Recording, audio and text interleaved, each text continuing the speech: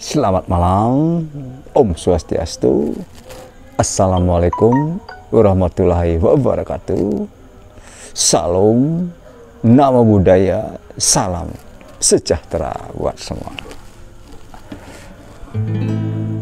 Baik, dalam kesempatan yang berbahagia ini ya, saya ingin memberikan tanggapan, respon, sekaligus apresiasi yang tinggi ya terhadap sebuah konten ya yang dibuat oleh seorang nasionalis Pancasilais, seorang gubernur, tidak lain dan tidak bukan Mas Ganjar Pranowo. Seorang ulama Suriah, Syekh Abdul Salam Rajeh, pernah menyampaikan kepada saya, jangan sampai harta paling berharga yang dimiliki Indonesia dikoyak siapapun. Pertahankan sekuat-kuatnya, seberat apapun dan berapapun biayanya. Karena ketika harta itu berhasil dikoyak, maka seluruh kekayaan yang dimiliki negara tidak akan pernah sanggup membiayai pemulihannya. Harta itu adalah Pancasila. Tameng sekaligus senjata pamungkas yang tidak dimiliki negara manapun, yang mampu meleburkan segala perbedaan, yang mampu menyatukan seluruh tujuan. Tapi di antara tatanan harta itu, ada saja kerikil di dalam sepatu kita. Ada saja kelompok yang secara sengaja menyulut dan mempermasalahkan perbedaan di negeri ini, sekaligus tidak mau dan tidak mampu menyatukan tujuannya dengan tujuan negara ini. Kelompok kecil ini ada beberapa jumlahnya. Cara yang mereka pakai berbeda-beda, namun satu tujuannya, yakni menjadikan Indonesia sebagai negara yang menerapkan hukum agama sebagai dasarnya. Dan seringkali cara yang mereka pakai adalah memaksakan kehendaknya. Tak jarang sampai menghalalkan segala cara, termasuk menghilangkan nyawa sesama manusia, bahkan nyawanya sendiri. Cara-cara mereka itulah yang sering membuat kita terheran-heran. Yang lebih mengherankan lagi, jangankan pandangan sesama manusia itu adalah saudara, pandangan sesama muslim adalah saudara saja mereka kaburkan. Dengan cara itu, mereka akhirnya dengan sangat mudah memberi label kafir pada sesama muslim, melabeli pemerintahan yang sah sebagai bagian dari togut yang layak untuk diserang dan diajak perang.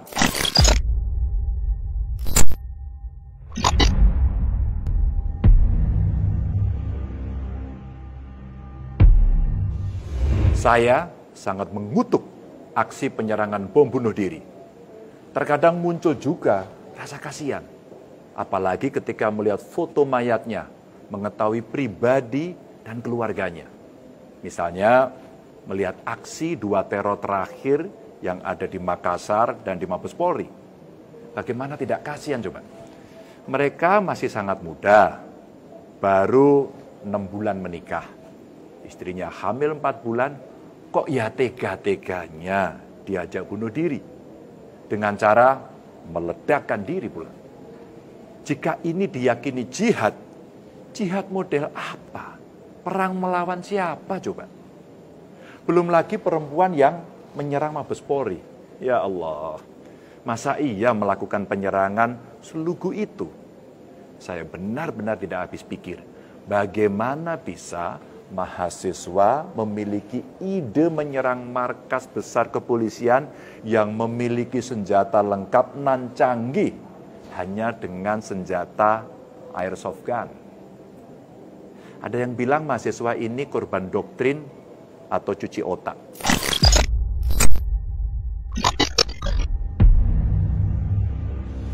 Orang macam apa yang tega memanipulasi seorang anak muda untuk membunuh sesamanya? Dan akal sehat mana yang bisa menerima doktrin sesat semacam itu? Mantan narapidana teroris saja banyak yang menyesali laku yang telah dibuatnya dulu. Saya kenal Ali Imron, ada Jack Harun, dan Mahmudi Haryono alias Yusuf, dan lain sebagainya lah. Dan mereka itu kelasnya sudah masuk tataran teroris kelas wahid. Karena dalam aksinya, bom yang diledakkan skalanya sangat besar, seperti bom Bali dan JW Marriott. Bisa saja mereka setelah bebas dari penjara kembali melakukan operasi dan mengupgrade ilmunya tentang bom.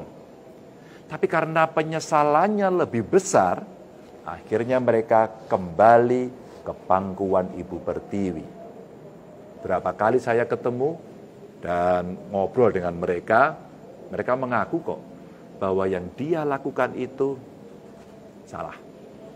Mereka telah melepas jubah jihadnya yang dulu dan sekarang berganti jubah jihad yang lebih nyata untuk keluarganya. Mereka kini memilih jualan soto, ada juga yang ternak lele, bahkan ada yang mengelola desa wisata, serta usaha-usaha lainnya. Saat ini, ketika ruang-ruang baiat kelompok jihad dihambat, mereka mengubah strategi dengan melakukan operasi di dunia digital. Media sosial salah satunya, dan tentu saja berjuta-juta narasi berseliweran di sana-sini. Kelompok itu telah membangun narasi secara terstruktur, sistematis, dan sangat masif. Tapi ini adalah dunia maya. Jika tidak ada kontra narasi, ruang-ruang itu akan jadi lahan empuk bagi mereka. Dan masyarakat hanya akan disodorkan pada satu pilihan narasi. Padahal kita berhak dan bebas memilih menu narasi mana yang hendak kita konsumsi. Maka Gus Mus pernah mengatakan kepada saya, jangan sampai orang-orang tidak waras menguasai media sosial dan seolah-olah menjadi sumber kebenaran. Demikian juga Buya Syafi'i Ma'arif juga pernah mengungkapkan hal yang sama. Media sosial itu banyak dikuasai orang-orang yang tidak waras. Mohon maaf, yang waras juga banyak. Maka yang waras jangan hanya diam. Sebab kalau tidak, hoax, kebohongan akan merajalela. Ya, orang-orang baik, orang-orang berilmu sudah saatnya turun gunung. Bersama-sama kita jihad medsos agar negara ini tetap menjaga kewarasannya. Dalam kontennya jihad sosmed melawan teror. Saya merasa perlu ya memberikan respon karena ada menyinggung bom Bali, kemudian ada menyinggung gotong royong, dan ada menyinggung Bung Karno, ada menyinggung Pancasila. Mungkin ya, saya mungkin akan berikan tambahan sedikit bagaimana kita ikut serta ya dalam rangka untuk melawan narasi-narasi hoak-hoak di media massa yang merusak, menghancurkan tatanan silaturahmi, tatanan kebangsaan, nilai-nilai dasar yang luhur dari bangsa ini. Mungkin saya awali dulu ya. Saya lagi ya memberikan apresiasi yang tinggi ya kepada Mas Ganjar ini. Karena faktanya jujur saja ya, kami orang Bali yang merasakan betapa pahitnya, betapa duka mendalam kami ketika harus menerima bom Bali 1 dan 2. Begitu dukanya, hancurnya hati kami. Bayangkan Di saat berduka begitu, kami juga dihimbau oleh tokoh-tokoh kami agar tidak merespon berlebihan, agar tidak melakukan pembalasan. Bisa Anda saksikan sendiri ya, ketika bom Bali kami tetap sabar karena kami merasa diri itu sebagai minoritas. Tapi ya, dengan berjalannya waktu, kemudian kami mendengar tadi ya sebuah pernyataan atau pidato dari Mas Ganjar Pranowo ini, maka kami sebagai pemuda Bali ya merasa perlu memberikan apresiasi yang tinggi dan juga memberi tanggapan ya, memberi masukan ya. Bagaimana kita ikut berperang melawan narasi-narasi negatif dari para pengacau ini.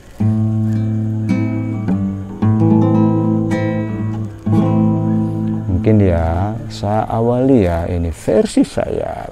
Salah satu cara atau teknik untuk melawan narasi-narasi negatif ini adalah yaitu menumbuhkan rasa cinta kepada negara, rasa bangga menjadi bangsa Indonesia, rasa bangga menjadi orang Nusantara. Om Santi, Santi, Santi.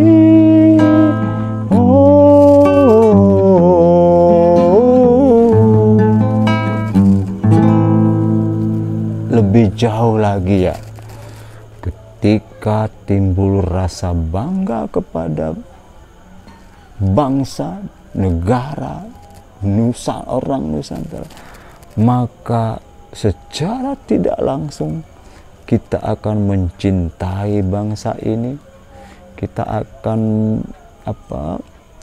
akan semangat ya untuk membangun bangsa ini dan menghilangkan narasi-narasi yang tidak bagus terhadap bangsa ini.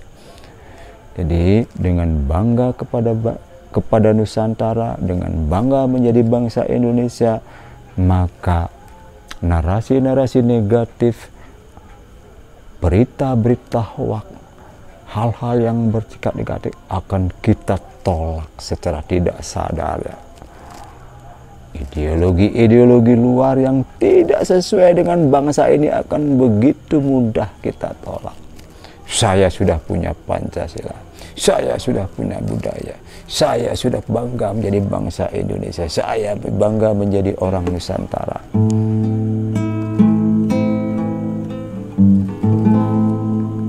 Salah satu cara untuk bisa menjadi bangga kepada bangsa, bangga menjadi orang Nusantara, kita harus menengok ke belakang ya. Bung Karno mengatakan, jas merah, jangan melupakan sejarah. Ketika kita tahu sejarah ya, bahwa begitu hebatnya bangsa ini ya, begitu besarnya bangsa ini ya, kita pasti akan menjadi bangga menjadi bangsa Indonesia. Sejarah masa lalu menunjukkan ya, bagaimana di abad ke-8 itu ya, tahun 800-an itu, kita punya Sriwijaya ya, yang begitu termasyhur di seluruh dunia. Bahkan kabar terakhir ya, saya mendapatkan video ya dari seorang petualang China ya, yang saat itu melanglang buana. Di sana dia menyatakan bahwa dalam catatan diarinya bahwa tahun 800-an itu sudah ada universitas terbaik di dunia. Orang-orang dari India, dari Cina, dari Kamboja, dari Thailand, Burma itu belajar ke Indonesia. Itu tahun 800. Betapa besarnya, betapa hebatnya bangsa ini. Kemudian kita lihat sejarah Majapahit. Apalagi kita lihat juga bukti nyata Candi Borobudur, Candi Prambanan. Betapa hebatnya bangsa ini. Tidak seharusnya kita menjadi bangsa yang rendah diri, bangsa yang meniru budaya orang, meniru peradaban orang. Kita sudah punya jati diri yang luar biasa.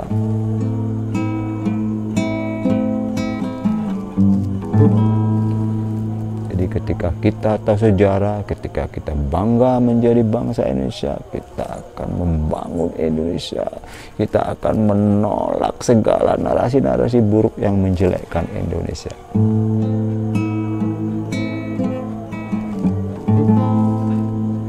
Kembali ya, karena Mas Ganjar tadi menyinggung Bung Karno ya, saya juga punya catatan khusus tentang Bung Karno ini, terutama menyangkut Pancasila ya.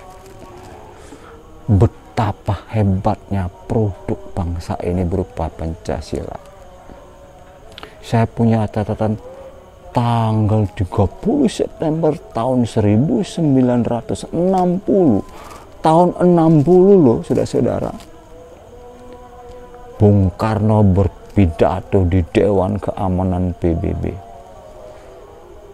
mengumumkan kepada dunia bahwa kita punya Pancasila, sebuah ideologi besar pemersatu bangsa.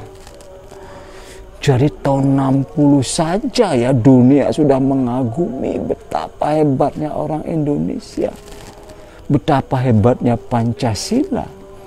Kenapa kita generasi muda sekarang masih meragukan Pancasila? Kenapa generasi muda kita masih bertanya apakah Pancasila cocok atau tidak? Kenapa generasi muda kita masih mencoba-coba paham-paham ideologi-ideologi baru masuk ke Indonesia yang sudah pasti tidak cocok, tidak pantas untuk mempersatukan Indonesia.